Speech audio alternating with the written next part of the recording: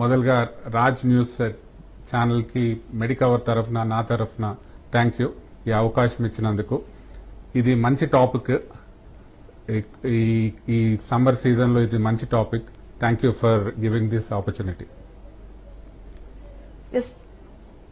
Doctor గారు, అయితే మరి ఇటు వేడి వల్ల పిల్లలు హైడ్రేషన్ వచ్చే అవకాశం ఎంతవరకు ఉంటుంది, కానీ దాన్ని ఎలా ఎదుర్కోవాలి?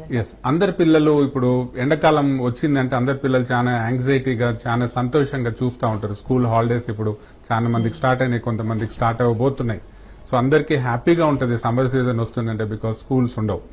సో మనం తగు జాగ్రత్తలు తీసుకోకపోతే పిల్లలు ఎండలో, ముఖ్యంగా మిడ్ డే ఎండలో వాళ్ళు బయట ఆడి తగు జాగ్రత్తలు తీసుకోకపోతే వాళ్ళకి డీహైడ్రేషన్ వచ్చే ఛాన్స్ ఉంటుంది. ముఖ్యంగా మధ్యాహ్నం 12 గంటల నుంచి 4 గంటల సమయంలో వాళ్ళు బయట ఆడి తగు హైడ్రేషన్ నీళ్లు లేకపోతే ఓఆర్ఎస్, కోకోనట్ వాటర్ తీసుకోకపోతే వాళ్ళకి డీహైడ్రేషన్ వచ్చే ఛాన్స్ ఉంటుంది.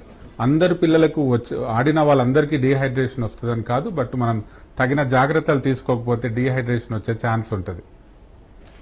సో